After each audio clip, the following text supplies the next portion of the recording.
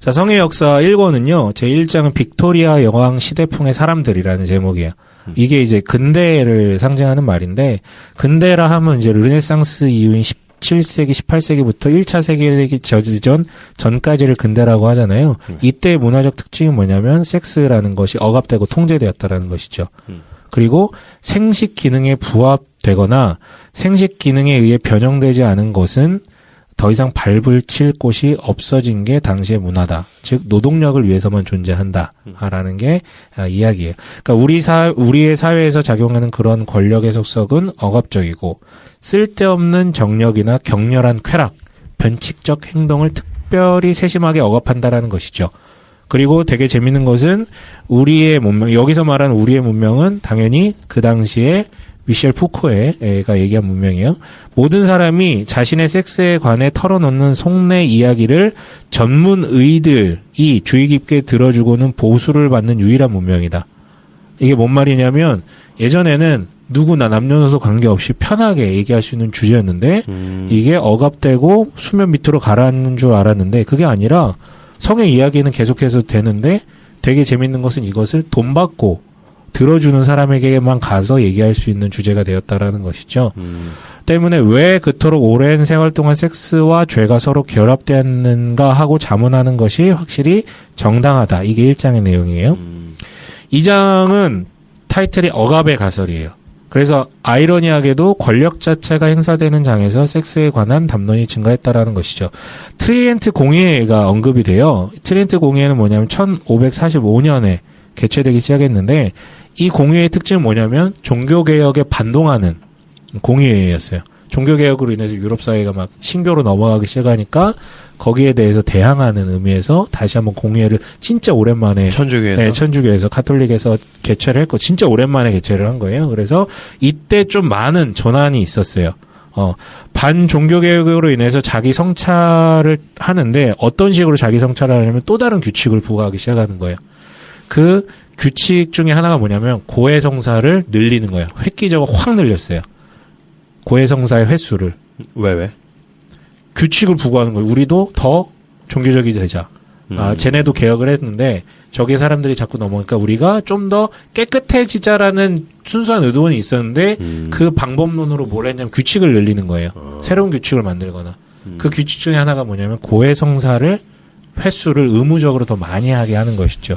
근데 고해성사할 때 포함되는 것 중에 하나가 뭐냐면 육욕에 대한 고백의 범위가 많아지고 넓어지는 거예요. 그러니까 고해성사의 자리가 많아지다 보니까 뭔가 자기가 지은 죄를 고백을 해야 되는데 주로 우리 무슨 죄를 고백하게 됩니까?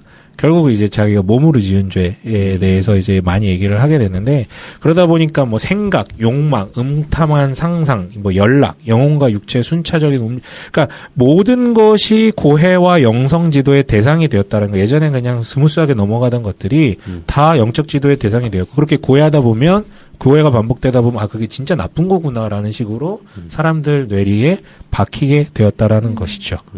이게 이제 시작이에요. 그래서 야 욕망이라는 것을 그러니까 사람들이 행위로 지은 죄를 넘어서 이제 계속해서 고백을 해야 되니까 생각으로 지은 죄 계속해서 넘어가게 되는데 대부분 이제 섹스에 관련된 것들로 많이 이제 넘어가게 됐다라는 것이죠. 이것이 이제 문제라고 얘기를 하는 거예요. 물론 섹스의 담론화를 위한 이와 같은 기획은 수도원의 금욕적 전통에서 형성이 되긴 했지만 이 고백 문화, 특별히 이 고해성사, 이 문화가 이거를 굉장히 많이 부추기게 되었고 반대급부로 뭐가 일어났냐면 성적 수치심이라는 개념이 굉장히 강렬해졌다라는 것이죠.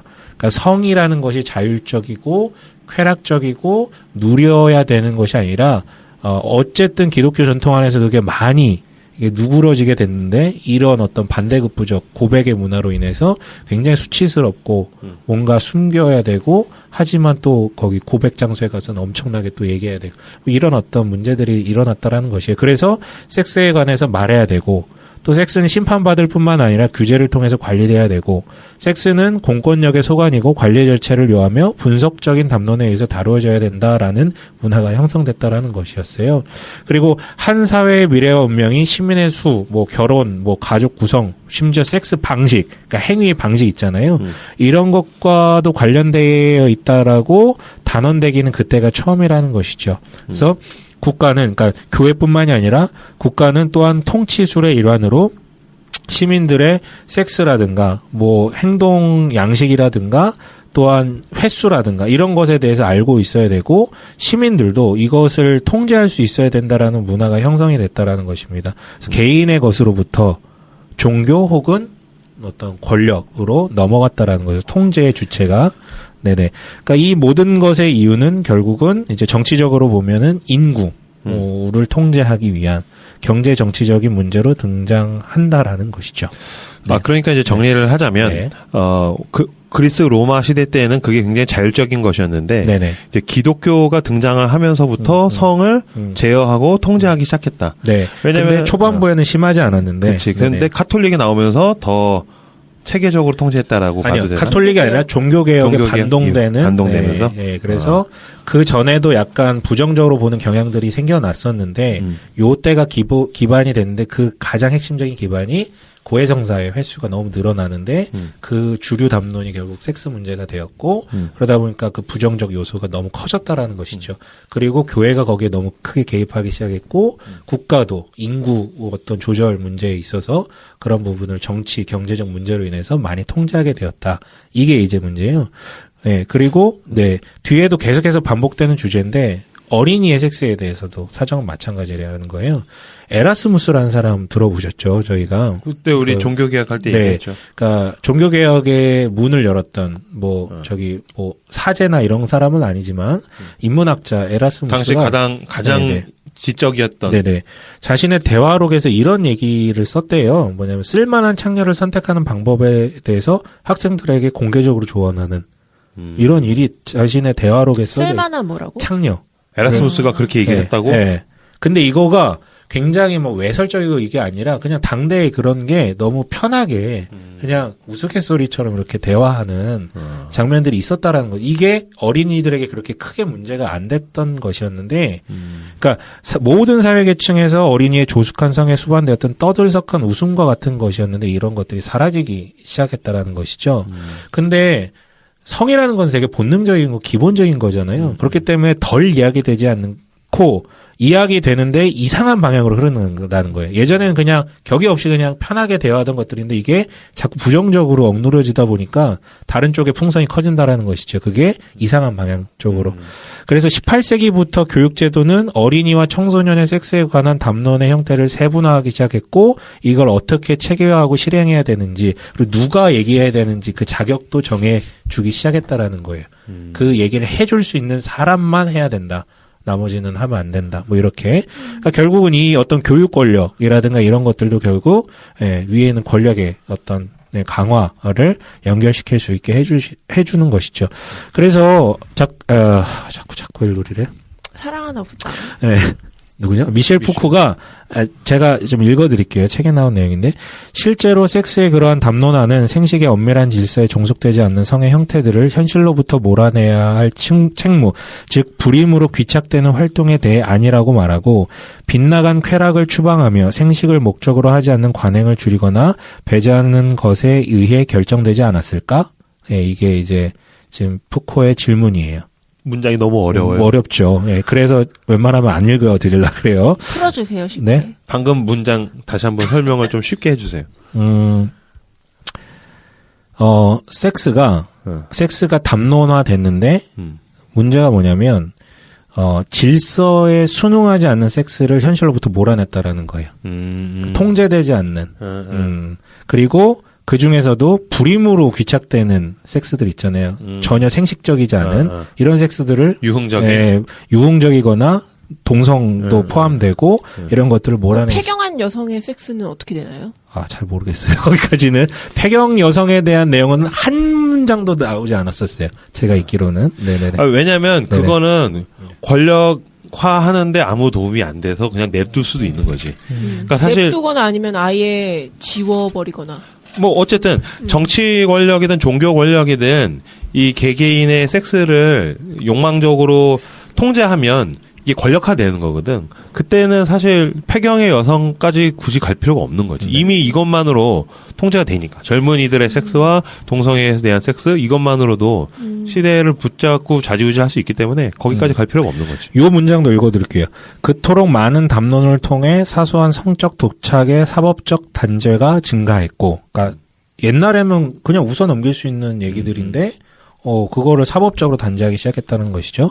성적 부정 행위가 정신병에 첨부되었으며, 그러니까 예전엔 그냥 넘어갈 수 있는 건데 저거 병이야. 라고 규정하기 시작했다라는 것이고, 유아기에서 노년까지 성적 발달의 표준이 규정되었을 뿐 아니라 그냥 보는 게 아니라 세세하게 나누기 시작을 한 거예요. 모든 가능한 탈선의 특징이 세심하게 식별되었고 관찰하기 시작했다라는 것이죠. 교육적 통제와 치료법이 체계화됐으며 아무리 하찮은 환상일지라도 그것을 중심으로 모랄리스트뿐만 아니라 특히 의사들이 혐오에 과장된 어휘 전체를 다시 불러 모았다. 질병적으로 이제 얘기를 하기 시작한 거예요.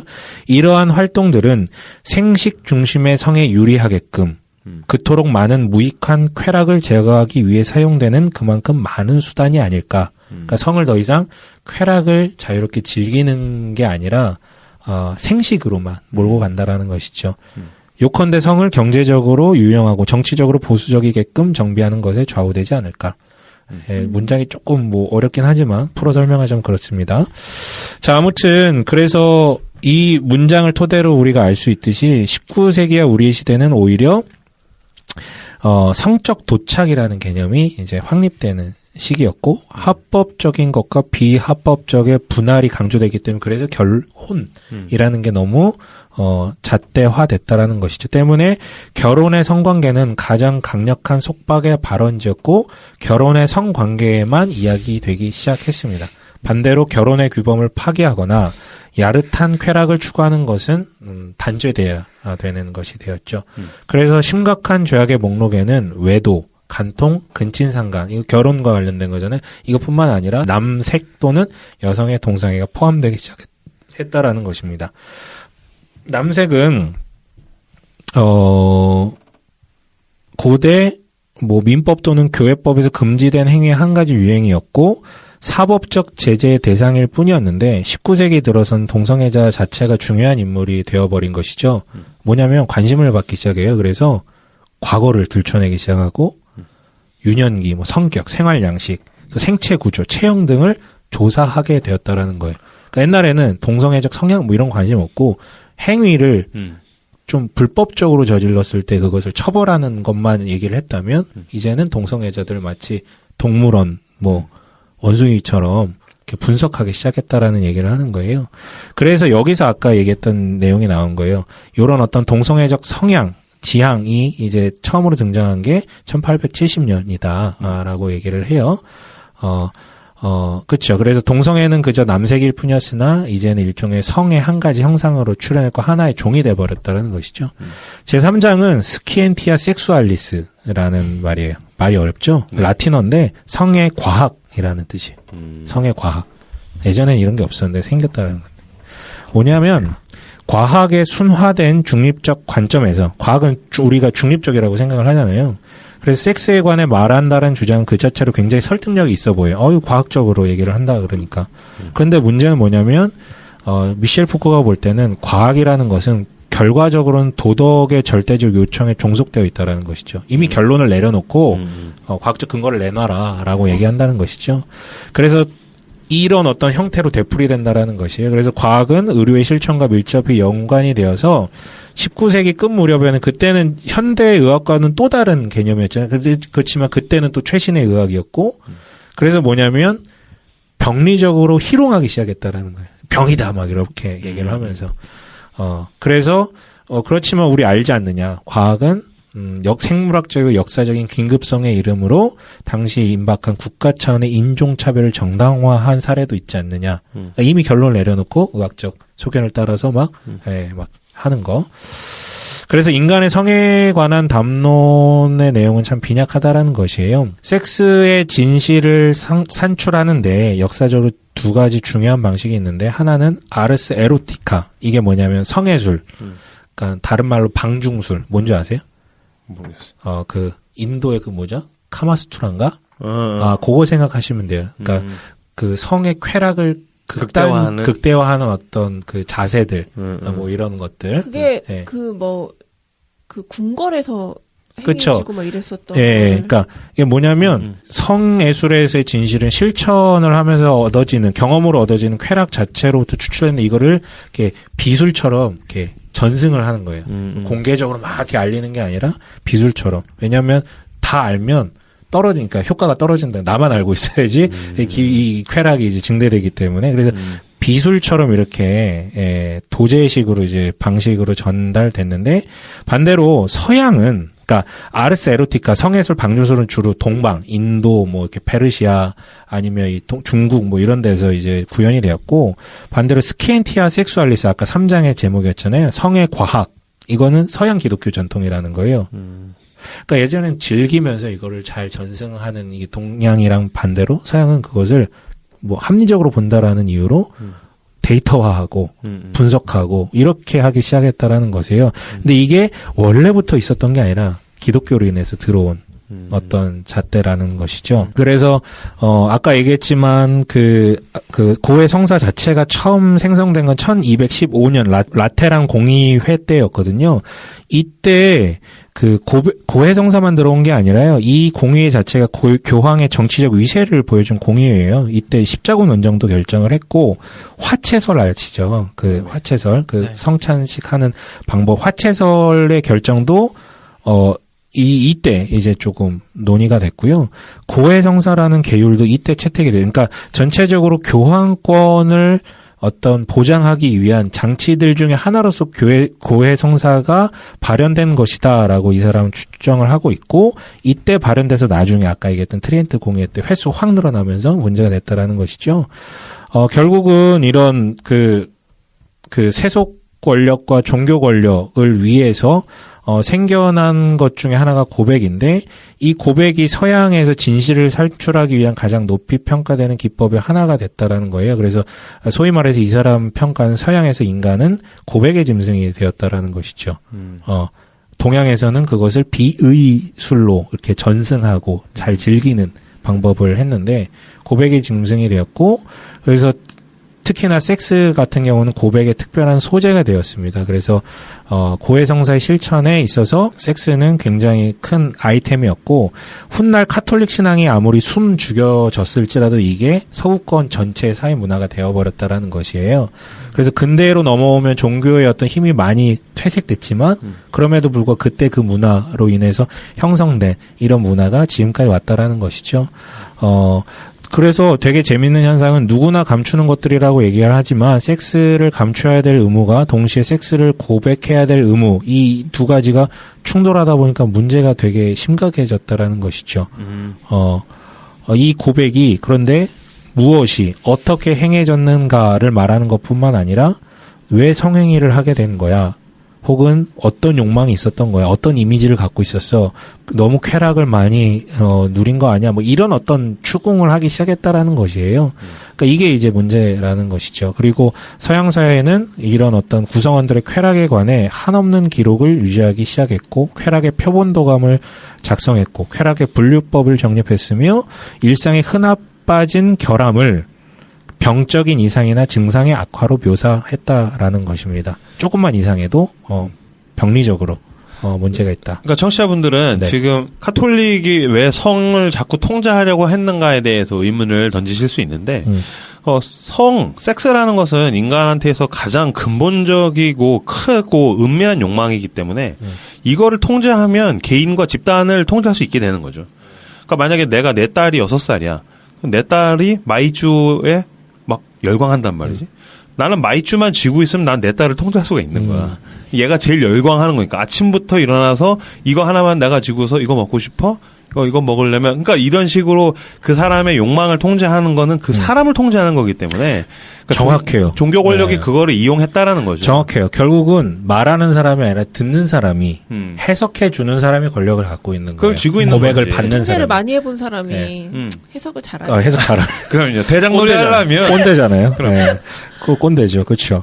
그래서 이게 고백 효과가 좀 시간이 흘러서 의학과 결합하다 보니까 치료, 질병 뭐 이런 단어들이 등장하게 되고 정상적인 것과 병적인 것을 분류하는 체계 아래 놓이게 됩니다. 제4장은 성의 장치인데요. 결국은 이제 권력이 섹스를 지배하다 보니까 문제점들이 발생됩니다. 어떤 코드를 가지고 통제하기 시작했냐면 결국은 부정적 관계가 대두되게 돼요. 뭔 얘기냐면요.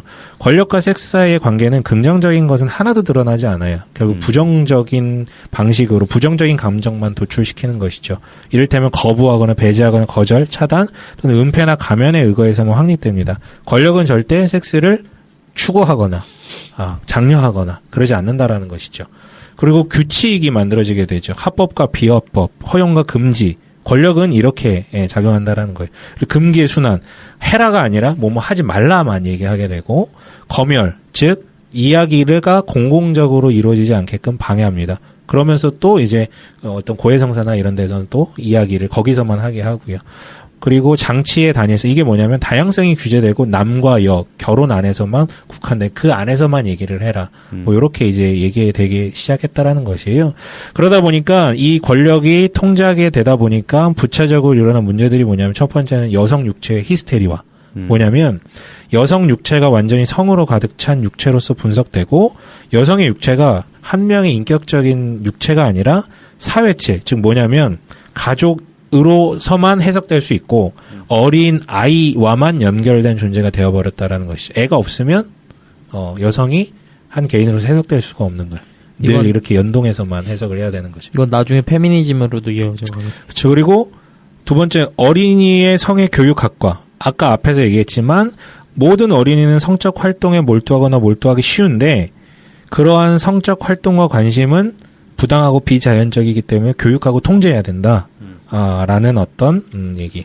그리고 출산에 관한 태도의 사회화. 뭐냐면 부부의 다산성에 부과되는 모든 부추김과 제한을 통해 경제적, 정치적, 의학적 사회화를 이끌어냅니다. 그리고 마지막으로 도착적 쾌락의 정신의학화. 이건 뭐냐면 모든 행동에 관해서 규격화하고 병리학화하는 역할. 그래서 모든 비정상을 잡기 위한 노력을 하기 시작했다라는 것이죠. 네. 1권 내용에 관련해서 뭐 좀 얘기하실 부분이 있을까요? 지금 이제 성을 어떻게 통제했는가에 대한 이야기를 했는데, 결국에는 그건 것 같아요. 지난주에 읽었던 그 혐오 사회에 있었던 책 내용이랑, 청취자분들이 같이 연계해서 생각하시면 쉬울 것 같은 게, 모든 혐오에는 부당이득자가 존재한다는 거예요. 그러니까 무언가를 자꾸 혐오하게 만들고 무언가를 터부시하게 만드는 데는 이게 물론 조심하고 그 사람에게 도움이 돼서 선을 그어줄 수도 있지만 혐오에는 부당이득자가 존재한다. 그러니까 이걸 통제해서 그러면 누가 가장 큰 이득을 얻게 될까? 뭐 그런 부분에 대해서도 생각을 하시면 그럼 그 당시에는 왜 그렇게까지 통제했는가? 그럼 이제 종교 권력과 사회 권력이 이거를 쥐고서 권력의 수단으로 도구화하기 위해서 했다. 뭐 이렇게 생각할 수 있겠죠. 네. 저는 다른 건 아니고 저 초등학교 4학년 때 이제 여자애들 사이에서 뭐가 유행이었냐면 음악책 있잖아요. 음악책에 이제 동요가 실려 있잖아요. 그 가사를 야한 가사로 개사해가지고 누가 더 야하게 개사했나.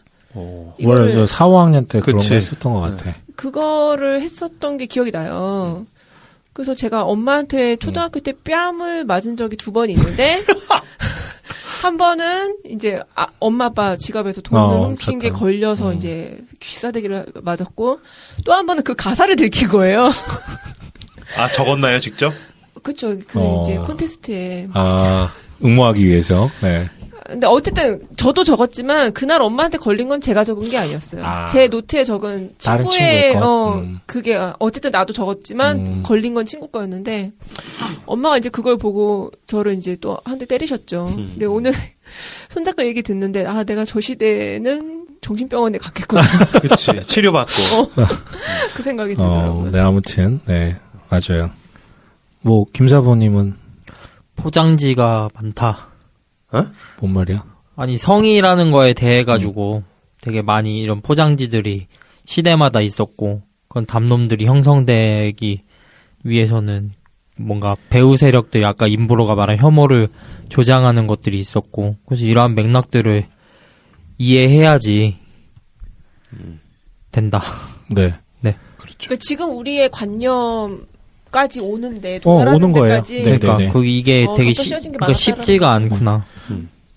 미셸 푸코가 얘기하던 시절보다는 좀 벗겨진 것들이 있긴 하지만 그 맥락에서 우리는 여전히 이제 있거든요. 뭐 크게 기독교 진영은 다르지 않다고 생각하는 게 물론 우리는 그리스도인으로서 결혼이라는 울타리 안에서의 성, 뭐 이제 다른 데가 그 얘기 이제 자주 하지만 우리는 늘 안 된다라고만 얘기해 드렸잖아요. 이게 얼마나 아름다운 것이고 얼마나 훌륭한 그쵸. 것이고 얼마나 좋은 선물이라서 좋은 것을 누리기 위해서 기쁨으로 거기까지 가야 하는가 뭐 그런 생각은 전혀 못 듣고 하지 마라. 심지어는 교회에서 회개해라. 회개했습니다. 진짜 했냐? 진정한 회개를 했느냐? 그럼 뭘 묻는 걸까? 너 왜 있잖아, 진정한 회개. 그렇지. 그럼 그건가? 그러면서 우리는 다 그렇게 네. 자꾸 그걸 이게 딱 그거잖아요. 그쵸. 그 당시에 이제 네. 횡행했던 네네네. 그 가톨릭이 쥐고 있었던 그쵸. 너 고해 성사 해라 이제 그 네. 얘기인 건데. 네. 결국엔 그거 원하나? 예, 저는 야동을 봤습니다. 네네네. 저는 죽일 놈입니다. 네. 네, 저는 이제 부끄러운 그런 짓을 했습니다. 행위가 조차 없으면 이제 상상한 거. 그치. 그런 것도 저그 이제 다 생각을 끌어내는 했습니다. 거죠. 네, 뭐 네. 그런 식으로 해서 이제 네, 네. 내 멱살을 쥐는 듯한 느낌을 저도 그때 받았던 것 같아요. 안 걸릴 사람 없죠. 상상까지 가버리면 뭐 그럼. 안 걸릴 사람은 바리새인도 걸려요. 그거는. 예전에 네. 저 이제 YM에 잠깐 네. 이제 발 담그고 있어요. 대학교 네. 때 이제 같이 이제 연합해가지고 모이는 집회에서 이제 기도하는데 이제 레퍼토리가 나오는 거죠. 한 번이라도 이제 그거 본 사람들 뭐 일어나서 회개하자. 근데 일어나는 게 중요하다 자리에서. 근데 그때 의자가 이렇게 뒤로 끄는 의자였거든요. 갑자기 사방에서 다 일어나. 의자 끄는 소리가 들리더니 그쵸. 온 남자들이 다 다 일어나는 일어나죠. 거예요. 근데 그때 여자 다 눈 감고 있기로 약속했는데 다 당연히 보죠. 다눈 다 보죠. 이렇게 눈을 네. 떴는데 진짜 안 그럴 어떻게 것 저 같은. 오빠도 일어날 수가 있을까? 짐승 막 이러면서. 어떻게 저 오빠가 이런 생각을 했었던 적이 있었죠. 그러니까 그게 지금 청취자분들 중에 혹여 오해할까봐 죄가 아니라는 게 아니라 그쵸. 네. 우리는 그 죄에 대해서만 유독 멱살을 잡혀 있었다라는 거지. 사실은 성경에서 많이 먹는 것도 죄잖아. 탐식. 그러면 햄버거 3개 이상 먹은 사람 일어나. 오늘 회개합시다. 이런 건 없단 말이야. 몸무게 80kg 이상인 사람 그러니까. 일어나 말했고. 네. 진짜 그만큼 먹었어? 더 먹지 않았어? 콜라 많이 마신 사람 오늘 일어납시다. 당신은 왜 혀에 단 것을 추구했는가? 회개합시다. 우리는 그런 거 전혀 네, 하지 않는데. 그쵸. 이제 성이라는 게 가장 수치심을 느끼기 쉬운, 가장 근본적이면서 은밀한 욕망이기 때문에 사실 기독교 진영 안에서는 그 부분에 대해서 이제 멱살 잡혀왔다. 네, 네. 그 얘기를 하고 있는 거죠. 얘기 잘 해주셨어요. 그래서 성의 역사 2권으로 넘어가면요. 처음부터 이렇게 시작을 해요. 그러니까 제1장이 쾌락의 도덕적 문제 설정인데요. 뭐냐면 물어봐요. 푸코가 어떤 점에서 기독교의 성도덕이 고대 이교주의의 성도덕과 가장 뚜렷이 대립되는가. 뭐 근친상간의 금지, 남자의 집에 여자의 예속 그런 게 아니라 뭐냐면 성행위 자체의 가치. 그러니까 아까 얘기했듯이 기독교는 그것을 악, 죄, 타락, 죽음과 연결시키는 반면에 고대는 그것을 긍정적으로 이해했다라는 것이죠. 두 번째는 합법적 파트너의 제한. 그러니까 기독교는 그리스나 로마 사회에서와 달리 일부 일체의 결혼에 대해서만 부부관계를 용인했고 이런 관계에서도 오직 생식만을 목표로 한다는 원칙을 부여했다. 그러니까 그리스 로마는 일부 일처를 넘어가는 어떤 좀 자연스러운 성적 관계들에 있어서 굉장히 괜찮았는데 기독교는 너무 이걸 축소했고 원칙화시켰다라는 것이죠. 뭐 이거는 논란이 있을 수 있겠지만 첫 번째는 동성관계의 가치 폄하. 기독교에서는 엄격히 배척했는데 그리스에서는 적어도 남자들 사이의 동성관계는 찬양했고 로마에서는 그 관계를 뭐 찬양까지는 아니지만 용인을 했다라는 것이죠. 그러니까 이 같은 세 가지 주요 대립점에 덧붙여 우리는 기독교가 이교 도덕과는 달리 엄격한 금욕, 영원한 순결 그리고 동정성의 지고의 도덕적 영적 가치를 부여했다는 점을 말할 수 있을 것이다. 이게 푸코의 얘기예요. 뭔 얘기인지 아시겠죠? 우리가 새겨들을 부분은 분명히 있어요. 성행위 자체의 가치를 너무 부정적으로 본 것에 대해서는 사실은 반성할 필요는 있는 부분이 있죠. 뭐 합법적 파트너도 생각해 볼 부분은 있고. 네. 그리고 결혼하고 나서 그 부정적인 이미지가 너무 강해서 그쵸. 결혼하고 나서도 성적인 관계를 잘 누리지 못한다라는 이야기들은 사실 심심치 않게 들을 수 맞아요. 있으니까. 네네. 부부인데. 네네. 물론 이제 고대인들에게도 비슷한 것들이 있기는 했었대요. 그러니까 기독교에서만 나온 게 아니라 예를 들어 이제 후기 플라톤이나 세네카 같은 이들 우리 다 들어본 이름들인데 이 사람들에게 있어서 동성연애는 비담받을 만한 일이었대요. 이 사람들은 대놓고 이제 거절을 했대요. 네, 그래서 이제 쾌락의 도덕적 문제 설정에 아프로디지아라는 표현이 등장해요. 아프로디지아는 뭐냐면 쾌락을 제공해주는 성적 행위. 그러니까 쾌락으로서의 성행위라고 생각하시면 돼요. 그런데 육체와 성에 관한 기독교의 가르침은 뭐냐면 그 이유가 뭔데, 욕망이 뭔데, 이게 옳아? 라는 것을 계속 의심해보라고 계속해서 우리한테 불편감을 준다라는 것이죠. 반면에 그리스 작가들은 아내와의 성관계에 대해서 누군가 왈가불가하는 것 자체가 굉장히 품이 없는 일이다. 그건 부부간에 즐겁게 사는 것이지. 그걸 왜 왈가불가하느냐. 그리고 자연스러운 체외에 대한 몇 가지 지적을 제외하면 무엇이 자연적이고 무엇이 비자연적인지 이런 얘기 하지 않는다라는 것이죠. 그리스 어휘에서는 남성의 성과 여성의 성에 특별히 구분짓지 않는데요. 그리고 아까 얘기했던 부분인데 여기서 이제 능동자와 수동자라는 두 가지 지위만을 얘기하는 이게 성별 구별이 아니에요.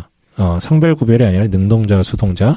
즉 아프로디지아에 있어서 남성과 여성이 아니라 각각의 역할과 기능을 지닌 두 행위자가 포함된 쾌락의 활동을 얘기를 합니다. 물론 이제 능동적 행위자는 주로 남성이고 수동적 행위자는 주로 여성이지만 쾌락의 대상들은 여자들만이 아니라 소년들, 노예들마저도 포함된다라는 것이죠. 이게 개념 정리가 좀 되세요?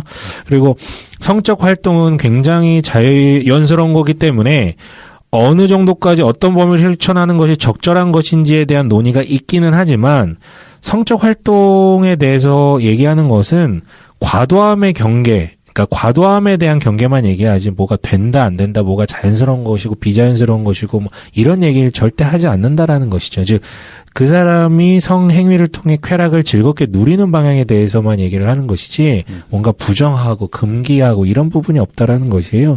그래서 이제 크레시스 아프로디지온이라는 또 소제목이 있는데 이거는 또 다른 말로 하면 쾌락의 활용이라는 거예요. 그래서 만약 성적 행위가 누군가에게 문제가 된다면 어떤 욕망으로 했는가 혹은 무엇이 허용되고 금지되느냐 하는 것을 문제 삼는 것이 아니라 어떤 사람이 주체적으로 자신의 성적 행위를 얼마나 신중하게 통제할 수 있었느냐 없었느냐 그걸 가지고 이게 좋다 나쁘다를 판단하는 것이지 행위를 어떻게 하느냐 뭐 어떤 욕망을 가지고 접근했느냐 이거 가지고 따지지 않는다라는 것이죠. 그래서 물론 이제 이게 좋은 성적 쾌락인지를 판단하는 기준 세 가지가 있었다라고 해요. 첫 번째 이제 욕구의 전략이라고 하는데 디오게네스라는 사람이 있어요. 이 사람 좀 유명한 또라이인데 철학자고 유명한 그리스 때. 네, 그리스 때 자신의 성적 욕망을 충족시킬 필요가 있을 때면 그는 광장에서 자유의 행위를 하곤 했대요. 미친놈이네. 네. 근데 이 사람이요 그냥 미쳐가지고 그런 게 아니라 자기 어떤 이렇게 뭐랄까 철학적 신념 아래 그런 행위를 한 거예요. 뭐라고 얘기를 했냐면 먹는 것이 나쁜 게 아니라면 사람들 앞에서 공공연하게 먹는 것 역시 나쁠 것이 없다. 이 말은 뭐냐면 성행위가 나쁜 것이 아니라면 사람들 앞에서 한다고 뭐가 잘못이냐. 뭐 이것이죠. 그러니까 자연스러운 것이기 때문에 수치스러울 것이 없다는 아프로디지아의 실천은 욕구 충족 이상도 그 이하도 아니다라는 논리를 펼쳐요. 그런데 소크라테스가 이것을 제재하죠. 소크라테스를 비롯한 많은 이들이 반박을 해요. 소크라테스가 특별히 이렇게 얘기해요. 배고픔, 목마름, 사랑의 욕망, 수면, 우리가 이러한 욕구들을 가능한 한 최고로 기분 좋게 충족시킬 수 있을 때까지 기다리고 참았을 때 비로소 먹고 마시고 사랑을 하고 잠자고 쉬는 데서 기쁨을 느끼게 될 것이다. 즉 뭐냐면 디오게네스의 행동은 아무런 동기부여 없이 그냥 한 거라는 것이죠.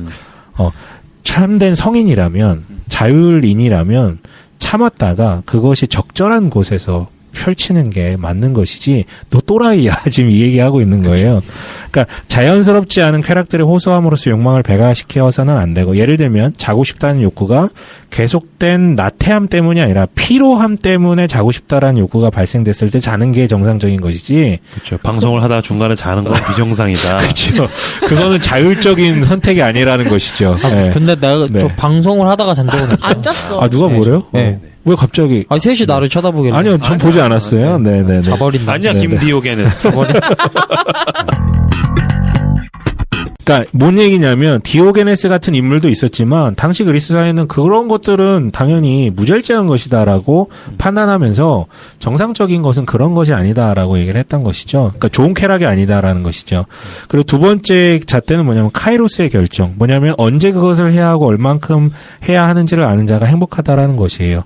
반면에 어떻게 행동해야 되는지 모르고 바람직한 순간이 아닌 때 행동하는 자는 비덕스러운 사람이다라는 것이죠. 그래서 인생에는 그것을 할 만한 시기가 있는데 일반적으로는 생식이 가능하고 자손이 온전하고 신체가 제대로 형성되며 건강이 좋을 시기로 정해진다라는 것이. 그러니까 적절한 시기도 있고 이게 제가 얘기는 안 했는데 그것도 있어. 겨울에는 조금 뜸하게 하고 뭐 이런 어떤 조언들도 있어요. 이게 뭐냐면 그러니까 양생술이죠. 건강한 삶을 위한 어떤 양생술과 연계되는 것이에요. 그리고 세 번째는 뭐냐면 주체 위상. 이 말이 좀 어려운데 뭔 말이냐면 케이스 바이 케이스라는 뜻이에요. 그러니까 일괄적으로 보편적인 성적 행위의 원칙을 대입하는 것은 어리석은 짓이다라는 말이에요. 뭐냐면 기독교 도덕의 경우에는 일반적 원칙들에 의해서 성행위의 가치를 규정하고 어떤 조건 하에서만 적법이 될 것인가 아니면 비적법인지를 지적하는데 고대의 도덕은요 몇 가지 계율을 제외하고는 성적 행동이나 규칙들은 뭐 성별, 나이, 개인의 조건, 위치에 따라서 다 제각각이라는 거예요. 그러니까 주체적으로 자기가 알아서 찾아가는 것이지 일괄적으로 적용할 수 없다라는 것이죠. 그러니까 개개인을 자율적이고 윤리적인 주체로서 인정하고 차등을 두는 것입니다. 예. 남성이 다르고 여성이 다르고 뭐 소년이 다르고 성인이 다르고 계급적으로 높은 사람과 노예의 성이 좀씩 다르고 중요한 것은 자율적으로 본인이 그 안에서 만들어가는 것이다. 때문에 중요한 게 뭐냐면 앵크라테이아. 이게 뭐냐면 성적으로 그것을 올바로 활용할 때 나타나는 태도인데 그 태도에서 있어서 중요한 건 결국은 자기에 의한 자기 지배의 역학과 그것에 필요한 노력을 주체적으로 해 나가는 것. 이게 덕성스러운 삶이고 여기에 있어서 가장 중요한 모델은 자유인 남자의 삶이에요. 사실 여기에서 조금 이제 여성이 계속해서 소외되는 부분이 있는데 그건 어쩔 수 없다는 그 당시 세계에서는 시대적 한계. 예, 자유인 남자의 삶이 가장 이상적이다라는 것이죠. 이것의 대조점이 뭐냐면 노예 상태. 이게 바로 수동적인 자들의 어떤 태도. 그러니까 실제 계급적으로 노예를 얘기하는 게 아니라 노예 상태의 삶을 살아가고 있는 사람. 그러니까 쾌락에 의해서 자유롭지 않고 쾌락의 노예가 되는 게 문제라는 것이죠. 때문에 어떤 남자가 성관계와 자기 자신에 대한 도덕적 지배에서 능동적이고 주체적으로 서 있다면 그가 여성과 관계를 하든 남성과 관계를 하든 아무 문제가 없다라는 것이었었어요. 반면에 자신의 쾌락을 충분히 제어하지 못한 남자는 그가 어떤 대상과 성관계를 하든 그는 여성적인 인물이었던 것이죠. 예, 여기서 아까 이제 그 개념이 등장하는 거예요. 그래서 이때는 이성애와 동성애가 대립되지 않고 능동적 성적 역할을 감당하는 자와 수동적 역할을 감당하는 그런 동성애의 대립은 없었고 주체적으로 쾌락을 누리는 자와 수동적인 쾌락에 있는 노예적인 사람과의 대립만 있었다라는 거예요. 근데 그게 구체적으로 어떤 걸까? 뭐가요? 그러니까 능동적이다라는 결국에는 남성성이 강조되는 건가? 그게 신체적인 남성성이라기보다는 그렇죠. 그러니까 어떤 남성적 이미지라는 게 있잖아요. 강건하고 자기가 결정하고 뭐 이런 어떤 건데 그래서 뒤에서 약간 비판할 수 있는 거리들이 있어요. 이 지금 미셸 푸코의 어떤 논리 같은 것들. 어쨌든 결론적으로 미셸 푸코가 얘기하는 건 성에 대한 주체는 자기 자신 개인적인 자율적인 맞아요. 것이라는 그 얘기를 하고 싶은 거예요. 네. 그러니까 이제 전형적인 포스트 모더니스트적인 네네네. 입장이지. 물론 개인의 결정이 어떤 금제도 없는 게 아니라 덕성 있는 그치, 본인의 덕에 자유인으로서의 네. 그래서 뭐 참고로 말씀드리자면 이제 푸코 같은 경우는 동성애자였어요. 아, 진짜요? 에이즈 합병증으로 자, 죽고. 그 얘기는 나중에 할게요. 오케이, 왜냐면 지금 오케이. 들어버리면 맞아요. 어차피 확 동성애자잖아 뭐 이렇게 되기 때문에 그러니까. 나중에 얘기하려고 그래서. 했어요. 그러니까 네. 오로지 주체적인, 네. 그러니까 오로지 독립적인 판단 그치. 뭐 이런 것들이 되게 중요하다는 자기 거죠. 주체적인 네네네. 게 중요하다라는 네네. 얘기인 건데. 그러면은 뭐 나중에 가서 얘기하겠지만 이 사람은 나중에 나중에 어딘데? 얘기하자. 제 2장은 2권의 제 2장은 양생술이에요. 아까 얘기했지만 그렇기 때문에 긍정적으로 어떻게 건강하게 성생활을 할 것인가 요 관리법에 대해서 얘기를 하게 된다라는 것이죠. 그래서 푸코는 이렇게 일침을 해요. 뭐라고 썼냐면 기독교 교리에서의 불안함이라는 테마 그것은 타락의 상흔 때문에 기독교 교리는 세세한 일정표 위에 행위들의 자세한 형태에 따라 그것들이 따라야 할 관리술의 규칙들을 정하게 될 것이다. 울어요? 성에 대해서 너무 불안하게 생각하기 때문에 관리하기 위해서 규칙들을 세운다는 것이죠. 아, 이 사람 진짜 사고가 장난 아니다. 네네. 제3장은 가정관리술. 뭐냐면 아까 맨 처음에 그 2권 초두에 얘기했던 내용들을 이제 풀어서 설명하는 건데 가정관리술은 뭐냐면 어떤 경우에라도 결혼은 성적 쾌락의 윤리에 관한 문제들을 제기하지 않았다. 반대로 결혼만이 유일하게 인정된 성적 결합 방식은 아니었다라는 것이죠. 말이 좀 어려운데 결론은 뭐냐면 남성은 기혼자로서 또 다른 결혼만 안 하면 됐지 어떠한 성관계도 상관없다는 거. 그게 도덕적으로 문제가 되지 않았다라는 것이죠. 남성은 또 다른 결혼만 안 하면 되고 어떤 파트너와 즐겨도 돼요. 여성은 남편 말고 다른 남자와 관계를 가진 경우에는 처벌을 받아요. 범법행위가 되는 거죠. 물론 그리스 시대에는 그렇게 심하진 않았고 로마 시대로 넘어오면서 이게 법제화 됐는데 이게 좀 이상하긴 한데 그런데 아까 앵크라테이아 했잖아요. 부부는 제각각 다른 위치에서 서로가 자기 지위에 상응하는 이유로서 절제를 잘 행하면 되는 것이지 기독교에서 얘기하는 것처럼 부부가 동등한 상태에서 서로 그 안에서만 정절을 유도하는 그 방식은 결국은 성의 쾌락을 다 잘라놓는 어떤 방향으로 갈 수밖에 없었다라는 얘기를 하고 있는 거예요. 네네네. 그럼 당시 시대에는 진짜 보편적으로 이렇게 생각했어요? 네, 그렇다라는 게 미셸 푸코의 내용이고 그 부분은 이제 기독교 학자들도 당시의 문화적 배경을 연구하면서 고민들을 하잖아요. 근데 제가 봤던 책들은 다 요 정도 내용에 대해서는 동의하고 있었던 것 같아요. 그 얘기를 이제 나중에도 좀 한번 해보고 싶어요. 네네. 4장은 연애술인데 뭐냐면 다시 말하지만 이성애와 동성애를 배타적 개념으로 보지 않았고 동성애가 아무 문제 없었다 그랬잖아요. 근데 좀 신기하지만 소년과의 관계에서의 쾌락의 활용은 오히려 그리스 사상에서는 하나의 걱정스러운 주제였어요. 왜냐하면 이게 구조적으로 문제가 있거든. 왜냐하면 소년애잖아요. 성인 남성과 소년이 성관계를 하는 거. 그럼 이거는 어쩔 수 없이 위계적 이치에서 이루어지는 경우들이 발생할 수밖에 없는 거예요. 근데 왜 그랬어요? 왜 그랬는지는 나도 몰라요. 그러니까 어린아이의 이렇게 해맑은 아름다움. 그러니까 그러니까 어른이 가지고 있지 않은 여기서 매력을 어린이라고 하면은 진짜 어린이가 아니라 한 청소년 젊은이 말하는 거 아니에요? 사춘기 어간의 어떤 그러니까. 네, 소년들이겠죠. 그때의 소년을 가장 아름다움의 대표적인 맞아요. 표상이라고 네네네. 여겼어요. 그러니까 그들과 성관계를 하는 게 가장 아름다움을 추구하는 거라고 생각을 하는 거고, 그러니까 그들에게 가장 아름다움을 추구하면서 그걸 소유하는 거라고 생각을 하는 거지. 근데 그거는 착취하는 입장에서는 그렇게 생각하는데 그럼 착취 당하는 그 소년의 입장에서는 폭력 아니에요? 착취 당하는 게 아니라 그들도 그것을 동경해. 거부하지 않았다라는 아, 것이고 남자들이 추근되는 것에 대해서 오히려 자랑하고 다니는 사람들도 있었다라는 그럴 것이죠. 수 있을 거예요. 자기가 왜냐면 그만큼 그치. 매력적이고 아름다운 존재이기 나는 때문에. 모든 사람이 나를 추구하는 남자라는 뜻인 거니까 그리스 시대 때는 지금으로서는 이게 이해가 안 되죠. 되지. 이해가 안 되죠. 그러니까 다비드상 생각하면 되는 거야. 그러니까 나는 다비드상 같이 나는 아름다운 남자다. 그 당시에 가장 내가 완성에 가까운 남성이다. 뭐 그런 뜻인 거지. 근데 이 당시에 저급한 사랑은 뭐냐면 소년을 사랑하는 게 문제가 아니라 소년뿐만 아니라 여자들도 그저 대상으로만 삼아서 자기의 욕망을 표출하는 어떤 성행위의 대상자로만 삼는 것은 저급한 사랑이다라고 이해했다라는 것이죠. 그러니까 소년을 사랑하는 것은 법적으로 허용된다는 의미에서가 아니라 여론에 의해서도 수용되었고 굉장히 자유로운 교제였다라는 것이에요. 그리고 이게 약간 문화였어요. 뭐냐면 최근에 나왔던 책 같은데 그 1세기 그리스도인의 그 어느 하루? 어느 하루인가? 예배? 예배 말고 어느 하루에 나온 내용인데 거기서도 그 예수를 이제 믿기 시작한 한 그리스도인의 하루 일과인데 자기 자녀에 대해서 걱정하는 장면이 나와요. 거기에 보면 우리 아이가를 지도하는 선생님이 이제 그런 관계를 요청하는 때가 온 것 같은데 이걸 우리가 어떻게 결정해야 될까요?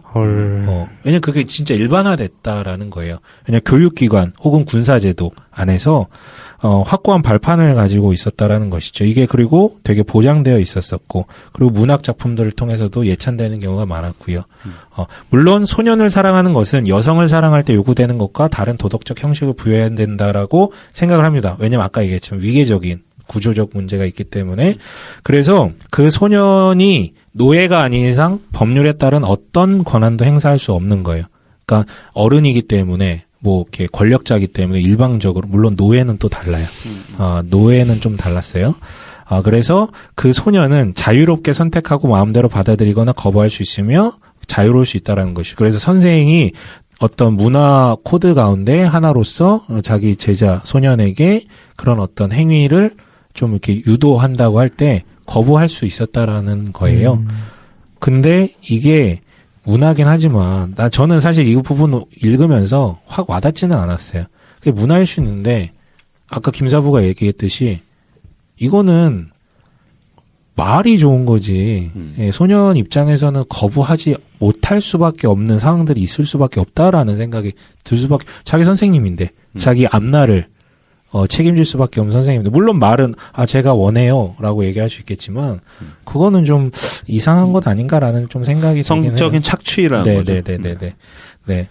그래서 청년은 늘 얘기하는 게 자신의 태생과 지위를 고려하여 명예 문제를 소홀히 하면 치욕스러워질 위험이 있다는 사실을 늘 기억한다 주지시켰고 오히려 이제 양도하지 않고 자기의 성을 양도하지 않고 복종하지 않으며 강한 자로 남아있는 것 뭐 이런 것들에 있어서 어떤 가치가 입증되는 방법이다라고 얘기를 하기도 했었어요. 하지만 푸코도 얘기하듯이 문제가 일어났다라는 것이죠. 문제가 일어났다라는 것이고 또 당시에도 이런 관계를 비난하는 사람이 있었다. 플라톤 같은 사람. 그래서 남성 간의 사랑을 반자연적인 관계로 비난하기도 했습니다. 그래서 궁극적으로 이 사람들이 원했던 방향은 뭐냐면 육체적인 관계는 한정적이죠. 왜냐하면 소년이 성장을 하니까. 그래서 사춘기를 넘어서 성징이 완전히 돼가지고 이제 되면은 그 관계가 해방되거든요. 근데 그걸 넘어서 두 파트너가 그 이후에도 동일한 감정과 이득을 나눌 수 있는 안정적인 관계, 즉 우리가 필리아라 그러죠. 필레오, 필리아의 관계로 전환시킬 수 있는 토대. 그래서 그렇게 되면 정말 명예로운 사랑이 되는 거예요. 근데 과연 이 관계 이렇게 된 관계가 얼마나 있었을까?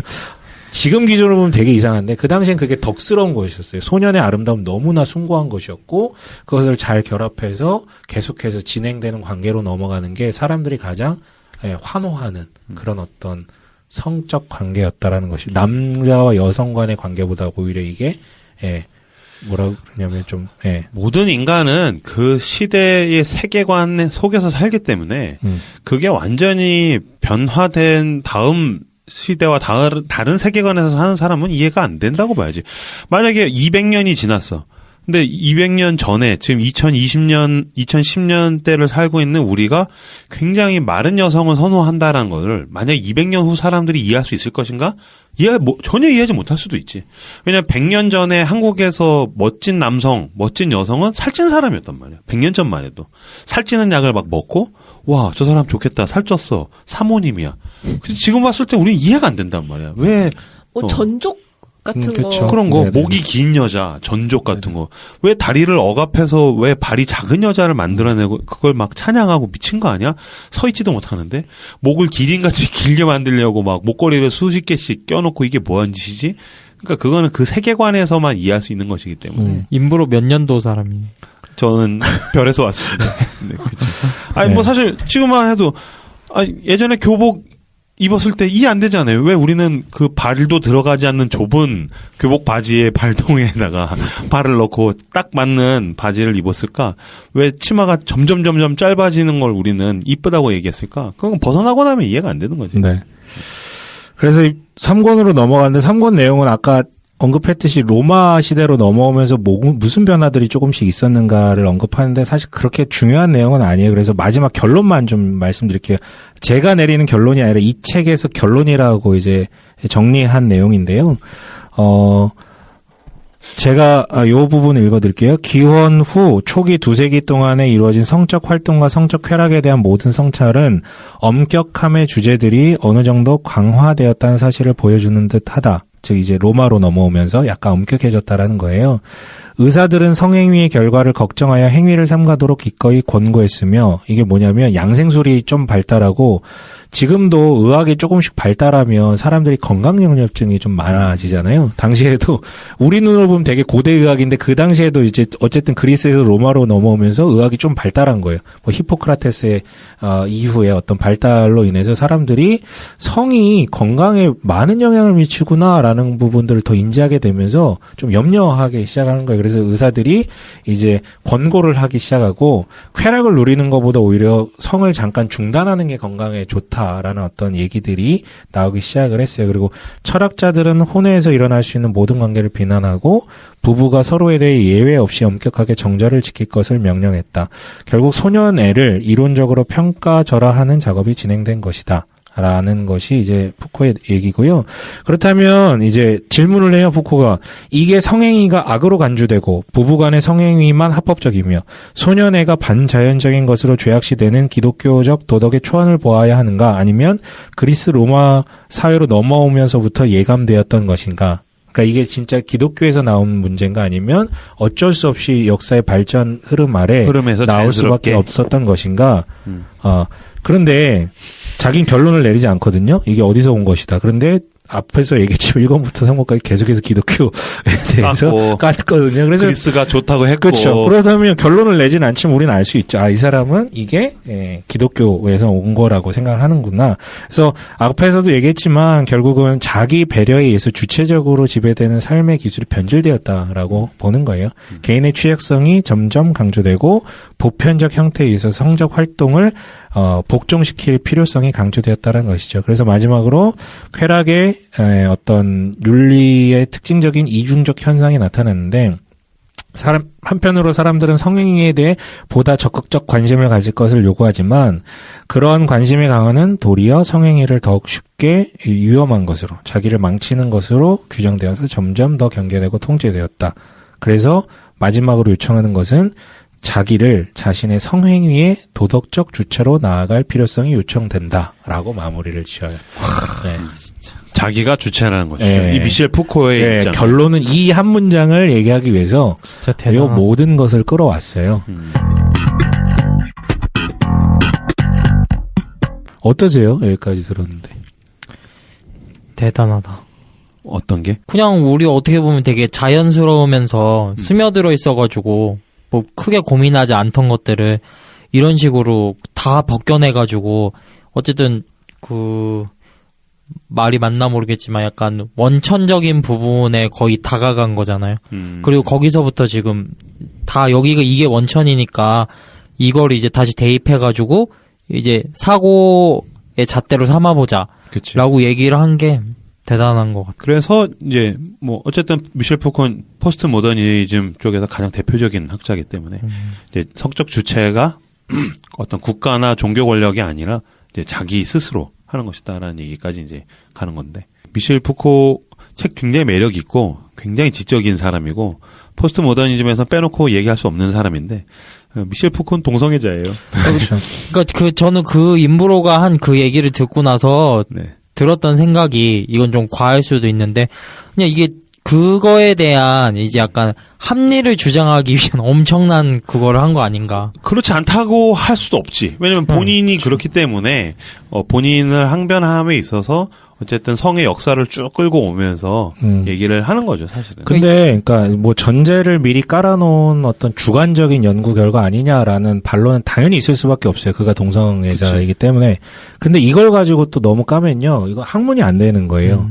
근데 학문적으로 네네. 굉장히 네네. 이 중요한 네. 책이에요. 네. 인정을 많이 받는다라고 말하는 게 쪽팔릴 정도로 뭐 거의 경제에 올라가 있는. 근데 어쨌든 이 사람한테 뭐 국한 지어가지고 할 건 아니고 어쨌든 이 문제는 되게 큰 문제인데 이 사람의 사고의 폭이나 가진 지식의 깊이나 넓이가 워낙 대단하기 때문에 이렇게 대단하죠. 발산된 거잖아요. 그리고 또 그가 동성애자였기 때문에 이런 대담한 연구들을 할 수 있었다라고 또 오히려 역으로 또 평가할 수도 있는 건데. 이 사람이 만약에 다른 그냥 보통의 이성애자나 아니면 혹시나 기독교 신앙을 조금이라도 옹호하는 사람이었으면은 훨씬 더 다른 이야기가 나왔을 것 같은데요, 저는. 근데 전체적으로 기독교 신앙을 공격하진 않아요. 기독교로 그런 인해서 체제로 인해서 억압된 어떤 그런 문화에 대한 비평을 하는 것이지 기독교 교리라든가 성경 내용이라든가 이런 내용을 비판하지는 않아요. 네네. 왜냐면 기독교 윤리라는 것이 성경을 토대로 나와서 굉장히 좋은 것, 유용한 것, 그리고 인류 사회에 도움이 된 것들도 있지만 이런저런 권력의 도구가 되었던 것들도 굉장히 많으니까 기독교 윤리라는 게. 근데 모든 윤리가 다 그렇지. 맞죠. 그래서 그렇게 얘기를 했고 저는 여전히 뭐 동의하지 못하는 부분들이 분명히 있죠. 뭐 그리스도인이니까 나는 성이 개인이 주체된 행동이라고 생각하지 않고 공동체적 행위라고 생각을 해요. 그렇죠. 뭐 가장 비판했을 때 그 알맹이에 나오는 게 이제 내가 가지고 있는 의견. 나는 성이 공동체적인 가정 공동체만을 위한 것이다라고 생각을 하는데 그럼에도 불구하고 우리가 성을 터부하게 되는 데는 어떠한 역사적인 맥락이 있었는가에 대해서 미셸 푸코가 잘 짚어주는 것들도 분명히 있죠. 그리고 사실 이 책의 논쟁의 되게 맹점이 뭐냐면요. 그리스 시대의 그 성을 되게 찬양하잖아요. 또 문학 작품에서도 그렇게 찬양했다. 근데 현실이 실제 어땠는지에 대해서 우리는 알 수가 없고 우선. 예. 두 번째는 뭐냐면 기독교적 성관념으로 넘어왔다 그러는데 그게 국가가 공인을 했기 때문에 넘어온 게 아니라 이미 기독교가 핍박받던 시절에 그 그리스도교로 넘어오던 대부분의 사람들이 어떤 이런 성 문제에 관련해서 그것을 그 당시 어떤 그 문화로부터 탈출하고자 하는 욕구 때문에 넘어온 경우도 되게 많거든요. 여성들 같은 경우에, 뭐 노예들 같은 경우에, 그리고 어떤 이런 부분들에 대한 반동으로 넘어온 사람이 많고, 그리스도교가 로마 제국을 집어 삼켰다라는 것이 결국은 단순한 뭐 은혜 코드의 해석을 넘어서 그리스 로마적 가치가 결국은 뭔가 문제가 심각했기 때문에 넘어온 것이 아니냐라고 얘기를 할 수 있는 부분이 있는 것 같아요. 너무 남성 우위적이었고 쾌락적주의적인 성문화를 찬양하지만 오히려 그게 되게 문제에 있을 수 있었거든요. 그렇죠. 네네네. 네. 뭐 한국의 기독교를 놓고 봤을 때 우리가 성 담론은 진짜 이제 많이 논의돼야 된다라고 그렇죠. 나는 늘 생각해요. 네. 뭐가 문제가 있나요라고 생각하시면은 집에서 성경에서 아가서를 다시 읽어보세요. 엄청 야하단 말이죠. 그렇죠. 우리가 그 정도까지 대놓고서 서로 성 담론에 대해서 이야기를 할 수 있는가? 성경에서 이야기하는 것보다 우리는 더 훨씬 이야기를 못 하고 있는 부분. 너무 부끄러워하죠. 뭐 가정에서는 얘기해도 돼라고 하면은 그러면 부부들끼리라도 뭐 얘기할 수 있는가? 네. 그렇지 않단 말이죠. 우리는 늘 그걸 터부시하고 어딘가 멱살 잡혀서 살아왔다라는 건 사실 이기도 하죠. 그렇죠. 그리고 결국은 우리는 어쨌든 현재 조음과 뭐 이런 것들랑 또 별개의 세계관을 갖고 있는 사람들이고요. 그 세계관의 잣대가 이제 성경이 되는 거잖아요. 그 얘기를 다음 주에 좀 하고 싶어요. 네네. 네, 마지막으로 한마디씩 하시고 마무리를 지시면 될 것 같습니다. 동성애 문제는 어려운 것 같아요. 어렵죠. 너무 어렵고 오늘 방송을 들으면서 생각이 좀 더 잘 정리가 될 줄 알았는데 또 미처 생각하지 못했었던 것들이 더 더해지면서 생각하지 못했던 거 뭐? 예를 들면 성담론의 범주와 허용 한계 뭐 이런 것들에 대해서 좀 생각해 보게 되는데 지금 나눌 이야기는 아닌 것 같아서 어쨌든 진짜 어렵다는 생각이 들고 그래서 지금 이게 1시간 동안 이 3권의 서머리를 통해서 내가 뭐 이거를 소화도 잘 못했기 때문에 방송 여러 번 듣고 복습하면서 네. 생각하는데 도움을 받도록 하겠습니다. 네. 제가 알려줄까요? 네, 알려주세요, 알려주시죠. 김사부님. 김디오게네스님. 어쨌든 동성애라는 그거 하나의 어떤 논의에 대해 가지고 사고를 하려면은 지금 계속 손자크가 이 밑바탕 작업을 많이 한 거잖아요.